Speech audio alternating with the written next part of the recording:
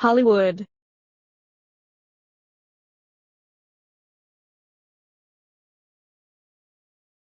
Table of contents, Hollywood.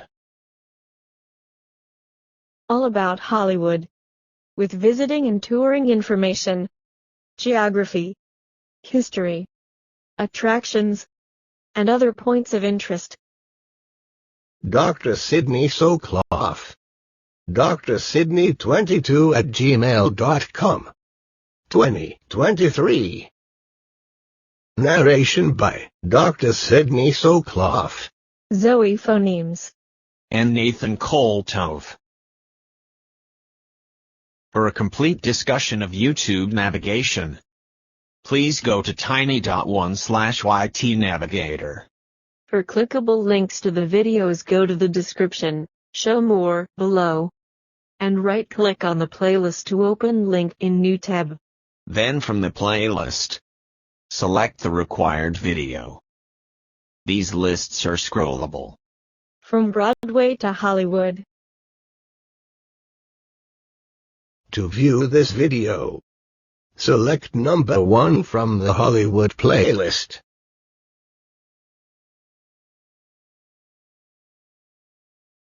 Ever since the advent of talking motion pictures in 1927, there has been a migration of Broadway talent to Hollywood, and the development of the movie musicals.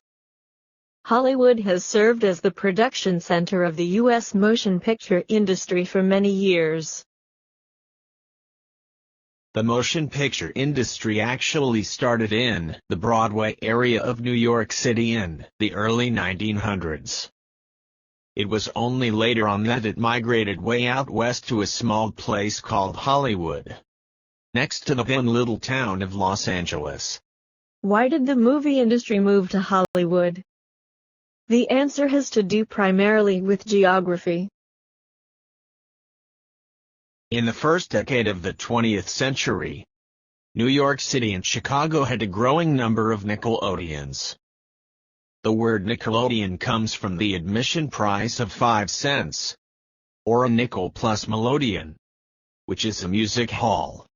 By 1905, there were thousands of these Nickelodeons, all over the country, displaying 1 or 2 reel films that lasted from a few minutes to almost half an hour. In 1893, Edison had built the first movie studio in the United States at his West Orange, New Jersey laboratory. The Edison films were made in the Black Maria, a tar paper shack studio. The roof of the Black Maria lifted up so that sunlight could come into the black interior. And the whole building revolved on a track so it could follow the sun. Electric lights were available, but none were yet powerful enough to adequately expose film. So the best source of illumination for motion picture production was natural sunlight. One of the earliest feature motion pictures, The Great Train Robbery, was produced in 1903. It is credited as being the first movie to tell a story. To view this video, select number 2 from the Hollywood playlist. The short dramas and comedies came from a large number of production companies, mostly in the New York City area and adjacent New Jersey, but in Chicago as well.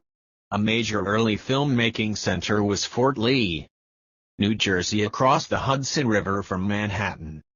The first Hollywood, Fort Lee, New Jersey. To view this video, select number 3 from the Hollywood playlist. In 1908, Thomas Edison was concerned that these production companies were making use of his movie inventions, but not paying him royalties. He decided to put a stop to this.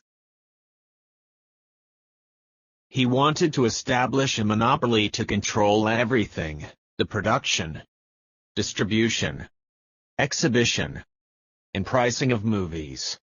And so, Edison united the 10 biggest operations as the Motion Picture Patents Company, known as the Trust, a monopoly that would control distribution, exhibition, pricing, and everything else. The General Film Company was incorporated in 1910 to distribute films produced by licensees of the Motion Picture Patents Company. Independent distributors and exhibitors formed their own organization to fight back. Many of these migrated west to the Los Angeles area because it was as far as you could get from New York. In addition, the Los Angeles area was perfect for filmmaking. A great majority of the early movies had been shot indoors to satisfy lighting and temperature requirements. Southern California had the advantages of non-stop sunshine and a mild climate which allow for shooting movies outside all year round. Also, there was a wide variety of settings including mountains, deserts, beaches, small villages and urban areas. There are very few suitable areas in the country that would have satisfied these requirements. There's more to the story about Hollywood and Los Angeles and California. We saw how the Big Apple, New York City, became the nation's largest city, the center of finance, fashion, and the Broadway theater, and indeed a world capital with the UN headquarters. How did Hollywood and Los Angeles become the second largest city and the epicenter of the motion picture and TV production? It's not just the push of getting away from Edison. It's also the pull of the great climate of Hollywood and the Los Angeles region. The fundamental answer has to do with geography, geology, and earthquakes. Yes, earthquakes. It is earthquakes and the movement of the Earth's crust over eons of years that thrust up the mountains of California. These mountains provided a barrier to the hot air from the deserts from getting to the coastal regions, which were cooled by the cold waters of the Alaska Current in the Pacific Ocean. The waters of the Pacific Ocean along the California coast are cold all year round due to the cold current coming down from Alaska. In the interior are the very hot deserts of the Southwest such as the Mojave. As a result, the coastal regions are some 20 to 30 degrees cooler than the interior valleys, just a few miles distant. The Los Angeles region has a moderate climate because it's exposed to the cold waters of the Pacific and is shielded from the hot desert winds by the mountains. Nowhere else along the coast is there a coastal flatland that is of such a large area. Most of the coastal regions between the mountains and the ocean are either very narrow or non-existent. The big exception to this is the Los Angeles Basin, which stretches some 50 miles inland. The Los Angeles Basin thus provides lots of room for a huge megapolis, and is large enough to accommodate the nation's second most populous metropolitan area after New York City. So, it's the collision of the two plates of the Earth's crust along the San Andreas Fault that caused the building up of the mountains in California eons ago, and thus gave Hollywood and Los Angeles its great climate. So, it's the moderate climate and enough space to grow that gives rise to the phenomenon of Hollywood and Los Angeles. Here are Charlie Chaplin, Douglas Fairbanks and Mary Pickford in 1921. The expansion of railroads out west to California was a major factor in the increase in the population of the state. The Transcontinental Railroad was completed in 1869 from Omaha to Sacramento. Then the Southern Pacific Railroad was built from Sacramento to the then small town of Los Angeles in 1876. Later, the Atchison, Topeka and Santa Fe or AT&SF Railroad provided another link from the east to Los Angeles that was completed in 1887. The railroad connections from the east to Southern California made it easy to transfer film production to this area. Hollywood is not an independent city. Rather, it is a district within the city of Los Angeles, whose name is synonymous with the American motion picture industry. Where is Hollywood? Here is Los Angeles in Southern California. San Diego is about 120 miles south of Los Angeles, and San Francisco is about 400 miles north. These are the Los Angeles and Orange County areas. These are some of the areas of interest. Here are some of the particular points of interest for visitors.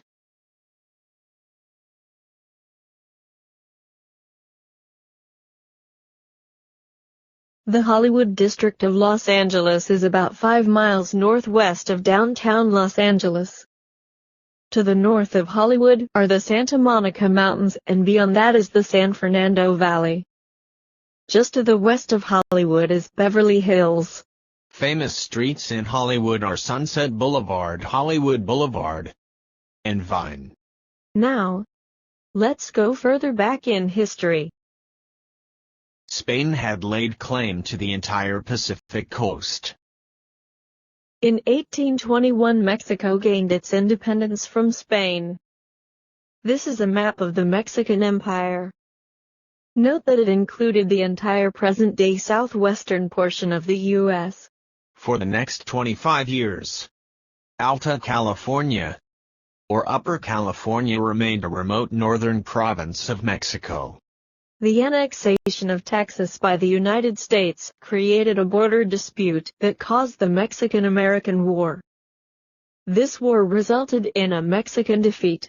This is Campo de Cahuenga in North Hollywood near the Cahuenga Pass, an adobe farmhouse on Rancho Verdugo where the Treaty of Cahuenga was signed between Lieutenant Colonel John C. Fremont and General Andrés Pico in 1847.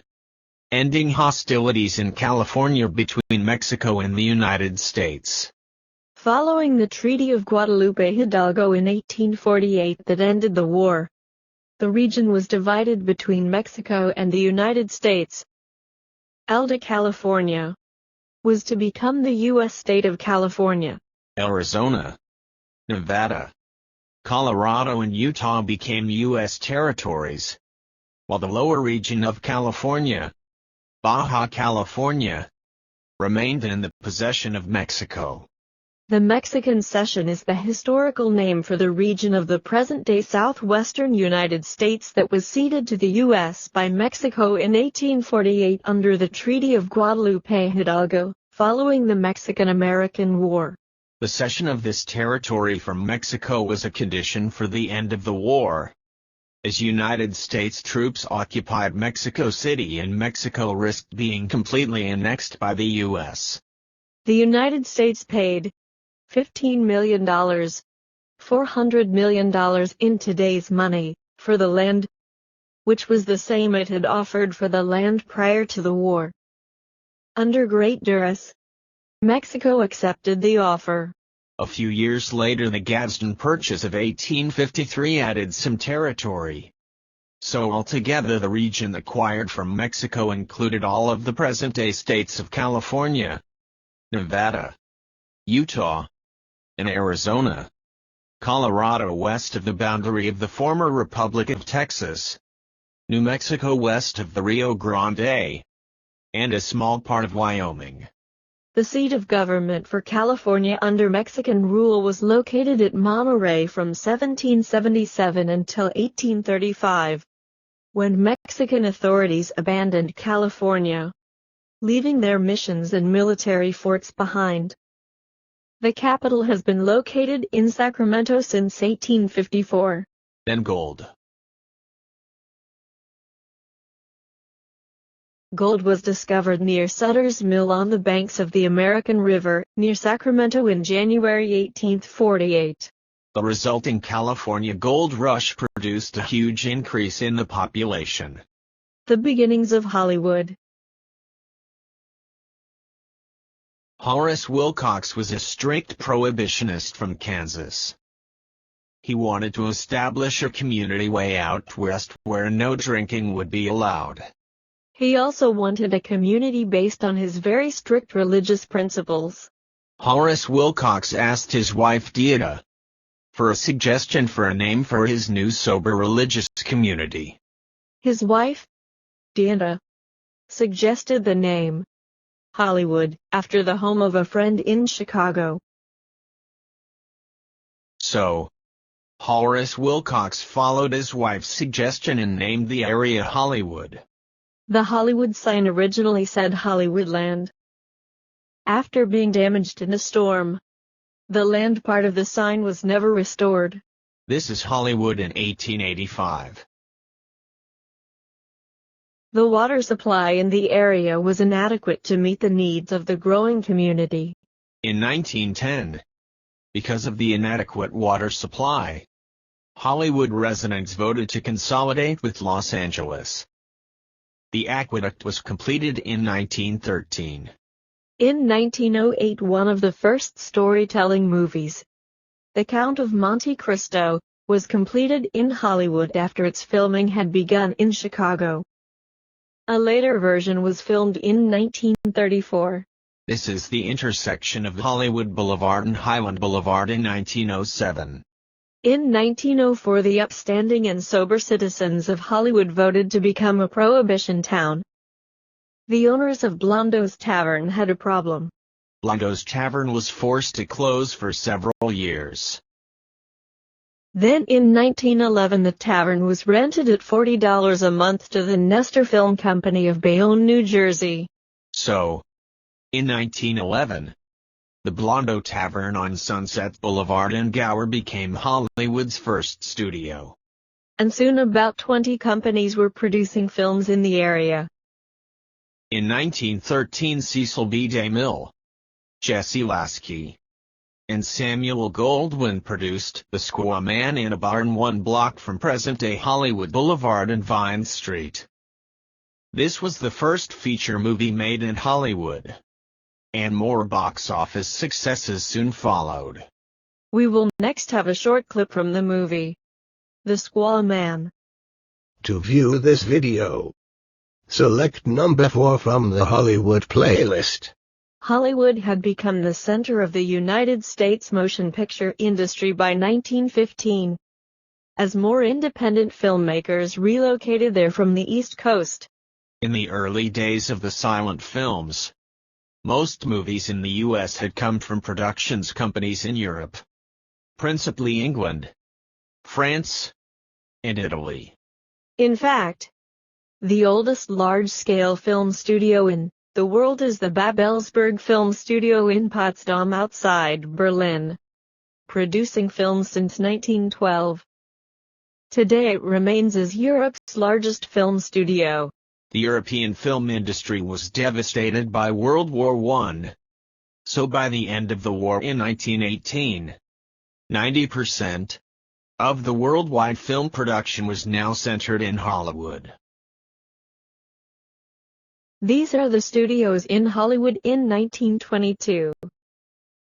From the silent screen through the advent of the talking picture, such men as D.W. Griffith, Samuel Goldwyn, Adolph Zukor, William Fox, Louis B. Mayer, Darrell F. Zanuck, and Harry Cohn served as overlords of the great film studios. These great film studios included 20th Century Fox, Metro-Goldwyn-Mayer, Paramount Pictures, Warner Brothers and Columbia Pictures. Ever since the advent of talking motion pictures in 1927, there has been a migration of Broadway talent to Hollywood, and the development of the movie musicals. Hollywood has been the production center of the U.S. motion picture industry for many years. Among the writers who were fascinated with Hollywood in its golden age were the novelists F. Scott Fitzgerald, Aldous Huxley, Evelyn Waugh, and Nathaniel West.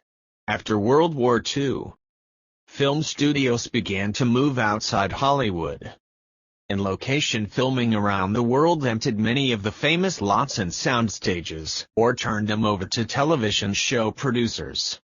With the advent of television, Hollywood began to alter its functions. By the early 1960s, it had become the source of much of American network television entertainment. Like the Broadway musicals, the musical film or movie is a film in which several songs sung by the characters are interwoven into the narrative. The songs are usually used to advance the plot or develop the film's characters. Musical comedies include a strong element of humor, as well as the usual music, dancing and storyline. The musical film was a natural development of the stage musical. Typically, the biggest difference between film and stage musicals is the use of lavish background scenery, which would be impractical in a theater. Musical films characteristically contain elements reminiscent of theater. Performers often treat their song and dance numbers as if there is a live audience watching. In a sense, the viewer becomes the audience, as the performer looks directly into the camera and performs to it. The musical is associated with a transition from silent film to sound film. The concept of talking pictures had been considered a risky investment by the major Hollywood studios, until the Warner Brothers studio took the leap and produced The Jazz Singer in 1927. Starring Al Jolson. Jolson's singing in The Jazz Singer forever changed the medium of film, and it jolted Hollywood into the era of sound. As Hollywood adapted to sound films, musicals became an important part of Hollywood's movie output, along with westerns, dramas, and comedies. We will now view a short clip of the title sequence of The Jazz Singer. To view this video, select number 24 from the Hollywood playlist. We will now view a short excerpt from The Jazz Singer, which shows the first instance of synchronized speech in motion picture history. To view this video, select number 5 from the Hollywood playlist. Two systems for producing talking movies were developed. The first was sound on disc. That was the system used by Vodafone and The Jazz Singer. The sound on disc system used a phonograph record mechanically coupled to the film projector. A later and more successful system was sound on film. That newer system obtained exact synchronization of the sound with the picture using a soundtrack printed on the side of the film. The sound on film system could be of two types, in which either the density, or the area, is proportional to the sound amplitude. The 1930s, 40s and 50s are often considered the golden age of the movie musical, when its popularity was at its height.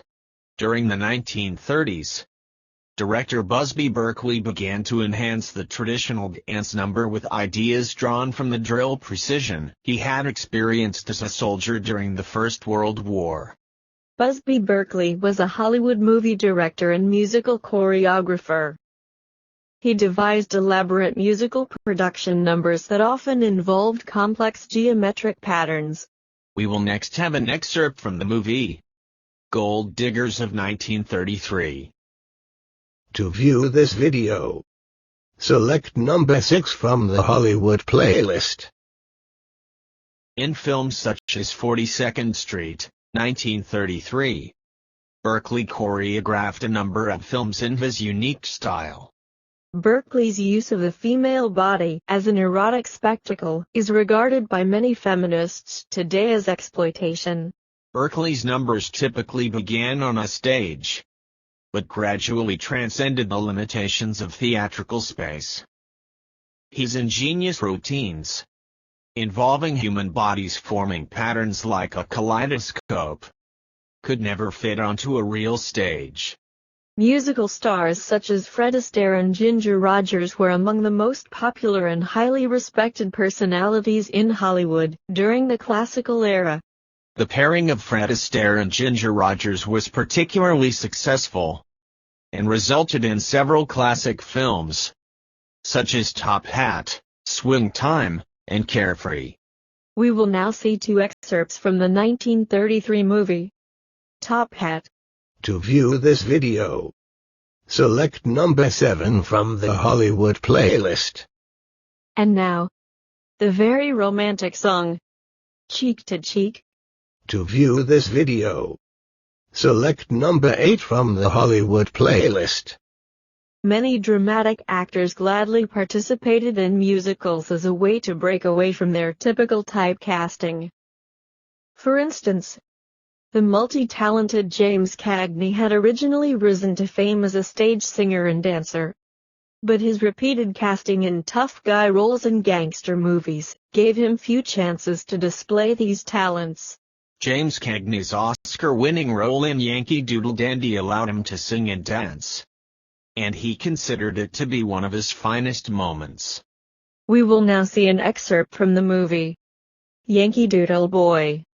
To view this video, select number 9 from the Hollywood playlist.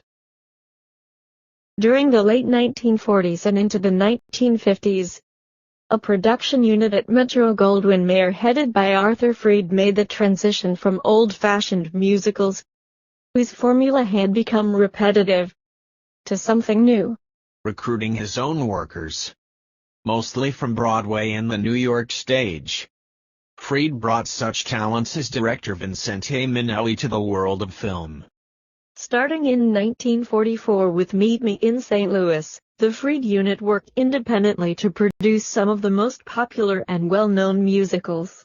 We will now see an excerpt from the 1944 movie Meet Me in St. Louis. To view this video, select number 10 from the Hollywood playlist. 10 Meet Me in St. Louis _WMVV9. WMV closing bracket. Products of this unit include The Bandwagon in 1953, An American in Paris in 1951, Easter Parade in 1948, and On the Town in 1949. Here are some songs from Easter Parade.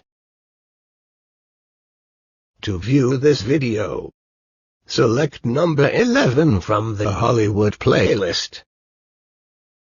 This is also from the movie Easter Parade.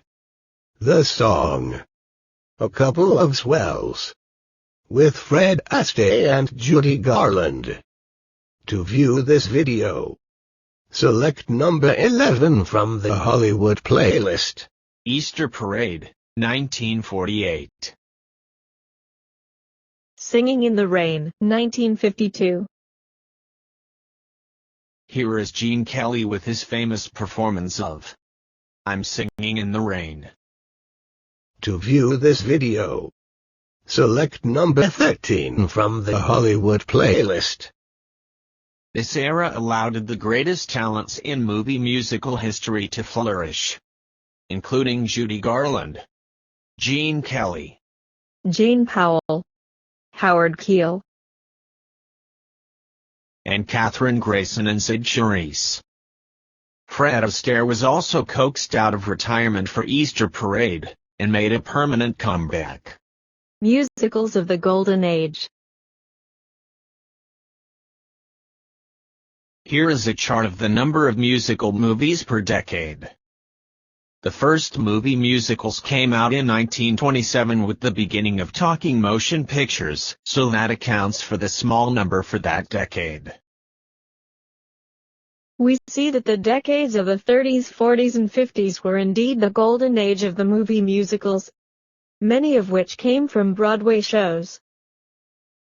The competition with television, which first became a factor in the late 1950s and became widespread in the 1960s, may be responsible for the drastic decrease in the number of movie musicals in those decades.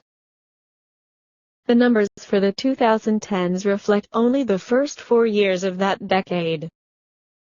Note the increase in the number of animated musicals, starting with the first Disney feature-length film in the late 1930s. Here is another graph of the number of movie musicals. This is the number of movie musicals per year in the period 1940 to 1980. We again see the sharp decline in the number of movie musicals starting in the late 1940s and continuing into the 1950s. This is a link to a list of all of the musical movies listed by year. Some of these include links to more detailed information about the movie. This, for example, is the list of movie musicals produced in the decade of the 1920s. This begins with the advent of the talking motion pictures late in that decade in 1927. Here is a partial list of the notable movie musicals of the 1930s, mostly from Broadway shows. Here is a partial list of the notable movie musicals of the 1940s. Most of these are from Broadway shows. An exception is the 1945 movie State Fair, the only Rodgers and Hammerstein musical written directly for film. Here is a partial list of the notable movie musicals of the 1950s. Most of these are from Broadway shows. Here is a partial list of the notable movie musicals of the 1960s. Most of these are from Broadway shows. The 1950s were both the brightest and the saddest years for the Hollywood musical. The musicals reached their peak, with 2 musicals winning the Academy Award for Best Picture. However, in this same decade, television drew customers away from movie theaters. In the mid-1940s, 90 million Americans went to the movies each week. By the late 1950s, the figure had dwindled to 16 million. There were several factors that led to the mid to late 40s and the decade of the 50s being the golden age of the Hollywood movie musicals. The development of synchronized sound for motion pictures, starting with The Jazz Singer in 1927, was a vital factor for the later growth of the movie musical in latter decades. After the initial dark days, at the beginning of World War II and Pearl Harbor, subsequent Allied victories in 1943 through the end of the war in 1945 led to a brightening of the mood of the American people, and a more optimistic outlook. The time was now right for upbeat Hollywood musicals.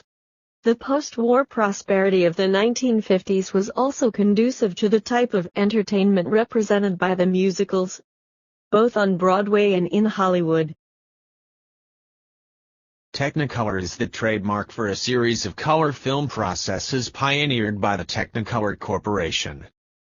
It was the most widely used color motion picture process in Hollywood from 1922 to 1952. The use of color in movies, which became increasingly more widespread in the 1940s, was also conducive to movie musicals. The Toll of the Sea debuted in 1922 as the first general-release film to use Technicolor, and the first color movie that did not require a special projector. Most of the Golden Age movie musicals were based on Broadway musicals, often from the 30s and 40s. Thus, it was the musicals of the Golden Age of Broadway that was instrumental in the later Golden Age of the movie musicals. The end of the Golden Age of the movie musicals can be attributed to several factors. One very major factor was the decrease in movie attendance, due to the great increase in television viewing in the 1950s as more people got TV sets. One of the most popular TV shows in the 1950s was The Milton Berle Show. To view this video, select number 14 from the Hollywood playlist. The production costs of both musicals on Broadway as well as in Hollywood escalated greatly in the era after the 1950s. We note again the profound influence of television on movie attendance in the 10 years or so, from the mid-1940s to the late 1950s. The 1960s ushered in a decade of great social change and turbulence. The movie musicals of the 1950s suddenly seemed out of style and not in tune with the times. Another factor was the change in musical styles, with the advent of rock and roll, as exemplified by the Beatles and by Elvis Presley. Musicals of the period from 1944 to 1950 include Anchors Aweigh, Cover Girl, Easter Parade, The Gang's All Here, Good News, The Harvey Girls, Holiday in the Jolson Story, Meet Me in St. Louis State Fair, Take Me Out to the Ball Game, Yankee Doodle Dandy. Also, An American in Paris, Annie Get Your Gun, Athena, Be My Love. Brigadoon. By the Light of the Silvery Moon. Calamity Jane. Carousel. Daddy Long Legs. Damn Yankees. Funny Face. And Gentlemen Prefer Blondes. G.G. Guys and Dolls. Hans Christian Andersen. High Society. Hit the Deck. It's Always Fair Weather. Kismet. Kiss Me Kate. Lay Girls. Let's Dance. Lil Abner. Lovely to Look At. Meet Me in St. Louis. Mary Andrew. Oklahoma. On Moonlight Bay. Peter Pan. Rosemary. Royal Wedding. 7 Brides for 7 Brothers. Showboat. Silk Stockings. Singing in the Rain. Some Like It Hot. South Pacific. T for Two. The Bandwagon. The Court Jester. The Desert Song. The Glass Slipper. The King and I. There's No Business Like Show Business. 3 Sailors and a Girl. Walking My Baby Back Home. And White Christmas. State Fair in 1945 was first a movie musical, and not from a Broadway production. It starred Gene Crane and Dana Andrews. The success of the song White Christmas, originally from the 1942 movie Holiday Inn, led eventually to a movie based on the song. The movie White Christmas was released in 1954 and became the leading box office draw of the year.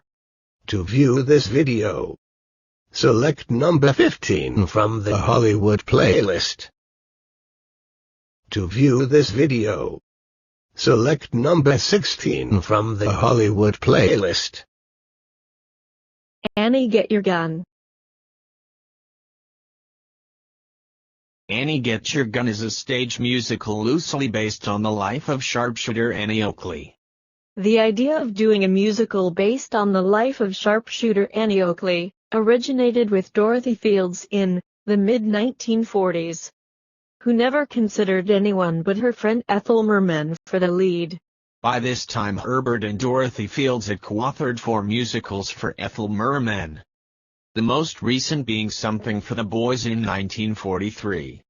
The producers of the show were to be Richard Rodgers and Oscar Hammerstein, who had previously produced 2 hit musicals of their own, Oklahoma and Carousel. Dorothy and Herbert Fields were to co-author the book. Dorothy Fields was to write the lyrics, and Oscar Hammerstein's longtime partner Jerome Kern was to write the music. Jerome Kern suddenly died in November of 1945, and that changed everything. Rodgers, Hammerstein and the Fields turned towards finding just the right team or person to take on the important job of writing the musical score. They all felt that there was only one person absolutely right for the job. But could Irving Berlin be persuaded to write a score for the musical then called Annie Oakley? Berlin had not written for Broadway since Louisiana Purchase in 1940. And had just finished a 3-year stint with his revue This Is the Army.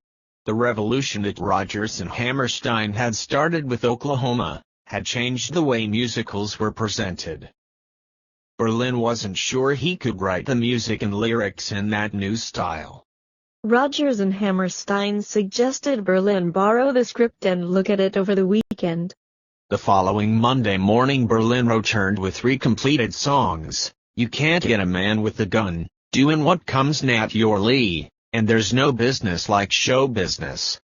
The show, under the new name of Annie Get Your Gun, opened at the Imperial Theater in New York City on May 16, 1946. It was a smash success and the critics cheered. Annie Get Your Gun ran on Broadway for an astounding 1,147 performances.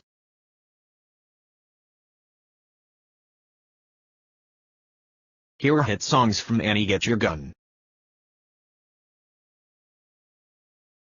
Select the number on the Annie Get Your Gun playlist to view the title sequence, number 1, or any of the songs. Select the number on the Any Get You Gun playlist to view the song. Oklahoma. Two other Broadway hits that became successful Hollywood musicals of the 1950s are Oklahoma, in 1955, and Carousel in 1956.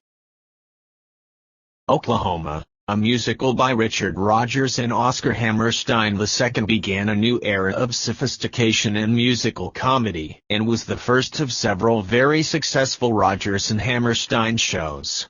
Oh What a Beautiful Morning, Oklahoma, and People Will Say We're in Love are songs from Oklahoma. It is said that Oklahoma marks a revolution in musical drama. Oklahoma introduced a number of new storytelling techniques, including focusing on emotional empathy, dealing with characters and situations far removed from the audience by time and geography, dealing with American historical and social materials, and its use of dance to convey plot and character rather than mere diversion for the audience. Here are some hit songs from Oklahoma. Note that the following scene, as well as many others in this movie musical, benefits greatly in not having the limitations of a theater stage. Select the number on the Oklahoma playlist to view the title sequence number 1 or any of the songs.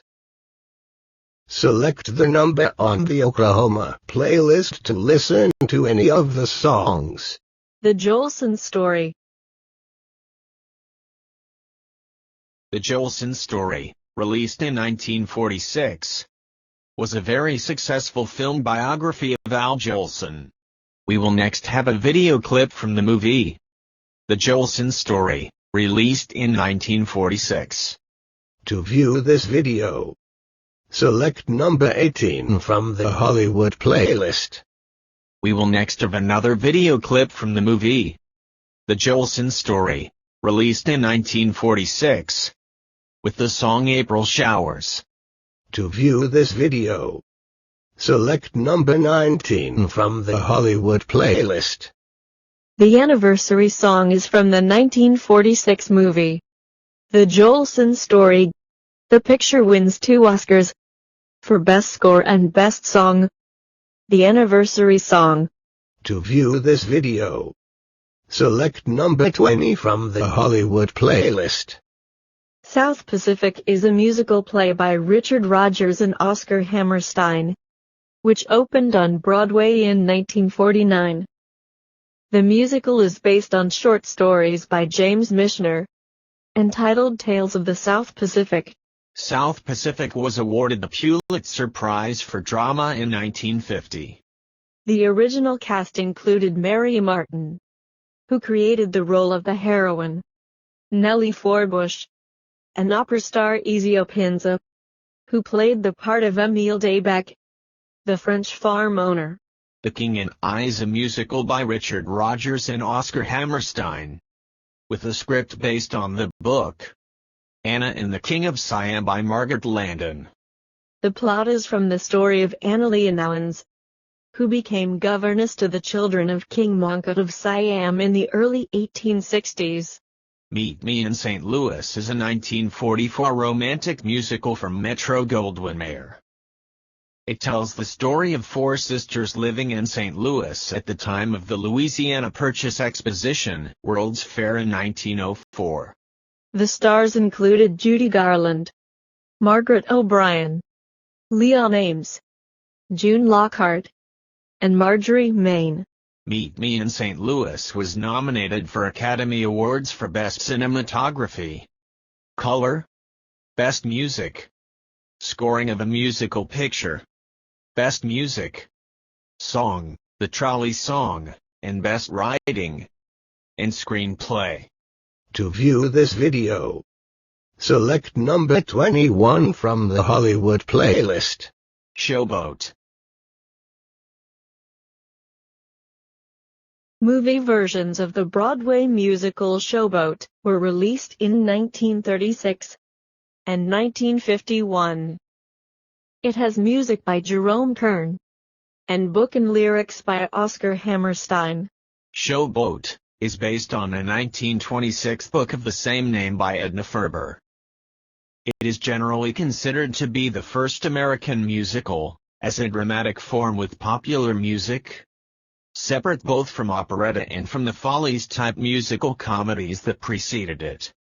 Showboat opened at the Ziegfeld Theater in New York in 1927, where it ran for a year and a half. We will now see a video clip of the Showboat title sequence. To view this video, select number 1 from the Showboat playlist. We will now see a preview or trailer of Showboat. To view this video, select number 2 from the Showboat playlist. We will now see another video clip of Showboat, with the song, Why Do I Love You? To view this video, select number 3 from the Showboat playlist. We will now see another video clip of Showboat, with the song, Can't Help Lovin' It Man of Mine. To view this video, select number 4 from the Showboat playlist. We will now see another video clip of Showboat, with the song, Old Man River. To view this video, select number 5 from the Showboat playlist. We will now see another video clip of Showboat, with the song, After the Ball Is Over. To view this video, select number 6 from the Showboat playlist. Seven Brides for Seven Brothers came out in 1954. Kiss Me Kate is a stage musical with book by Samuel and Bella Spewak and music and lyrics by Cole Porter. It was first performed in New York in 1948 and ran for 1,077 performances. Kiss Me Kate is roughly based on Shakespeare's play The Taming of the Shrew, where the main characters are actors in a stage production of that play. Kiss Me Kate was made into a film musical in 1953 by MGM, starring Howard Keel, Kathryn Grayson, Ann Miller, and Keenan Wynn. Guys and Dolls is a 1950 musical. After a long run on Broadway with 1,200 performances, it was filmed in 1955 starring Marlon Brando, Frank Sinatra and Gene Simmons. The words and music were written by Frank Lesser and the book was by Joe Swearling and Abe Burrows. Guys and Dolls is based upon a short story by Damon Runyon, the idol of Miss Sarah Brown. We will now view an excerpt from Guys and Dolls with the number, Sit Down, You're Rocking a Boat. To view this video, select number 22 from the Hollywood playlist. Most of the musical films of the 50s and 60s, as for example, Oklahoma and The Sound of Music, were straightforward adaptations or restagings of successful Broadway productions. Since the 1950s, however, the musical has declined in popularity. One reason was the change in culture associated with rock and roll. The trend in modern filmmaking after the 1960s has been to avoid musicals as such, in favor of using music by popular rock or pop bands as background music in the hope of selling a soundtrack album to fans. There are exceptions to this rule, however, and films about actors, dancers or singers have been made as successful modern-style musicals, with the music as an intrinsic part of the storyline. The other exception to the rule is the children's animated movie, which almost always include traditional musical numbers, some of which, such as Beauty and the Beast, have later become live stage productions. In summary, what made Broadway in Hollywood? Going way back in time, it was glaciers of the Ice Age that carved out the Mohawk and Hudson River valleys in New York Bay. And the earthquakes that thrust up the mountains along the coast of California. And it was the wondrous developments of technology such as the railroads, movie cameras and projectors, electric power and lighting. And then it was the immigrants from Europe. The Irish suffering from the potato famine in Ireland. Italians escaping the poverty of southern Italy. And Jews fleeing the pogroms and persecution in Russia and Eastern Europe. Together with many other emigrant groups. This is the SS Batavia, with 2,584 immigrants to Ellis Island in 1903. A record for the greatest number of passengers to arrive at New York on one ship. Discussion topic: musicals have generally fallen out of fashion. Why is this the case? Discussion topic: what other things have fallen out of fashion, and why?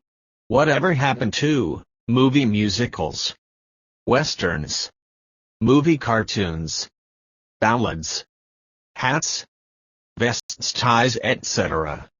Discussion topic: Jewish immigrants in their first generation were major factors in Hollywood, especially in the early days in the Golden Era. What facts can be attributed to the prominence? 100 years of set locations. With 2,000 films mapped.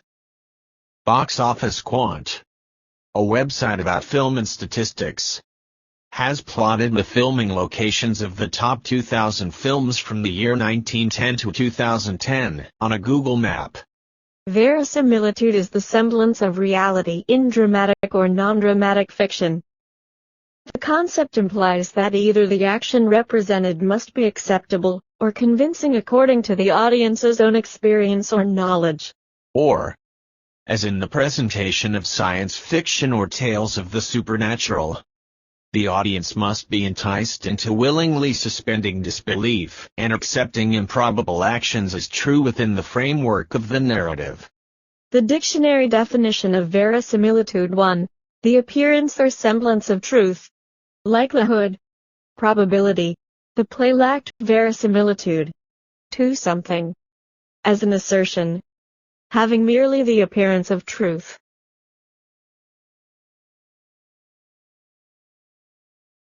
This is a scene from Showboat in the late 1800s. Believable? Uh-oh. Verisimilitude is broken, and perhaps cannot be recovered. This is Oklahoma. Just before statehood, early 1900s.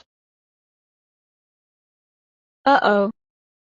Verisimilitude is broken, and perhaps cannot be recovered. Another Day of Sun, La La Land opening scene. To view this video, select number 23 from the Hollywood playlist. Your resume has everything except verisimilitude. Let me know what you think, with questions, suggestions, corrections, and comments. Click to send me an email at any time. I'm always available to answer questions.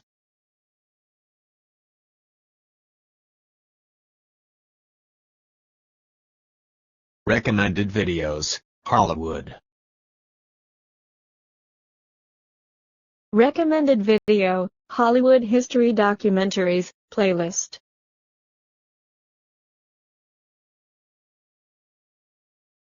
Recommended videos, Hollywood, a celebration of the American silent film, playlist.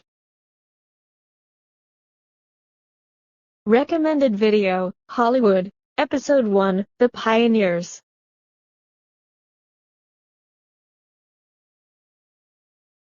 Recommended video, The History of Hollywood.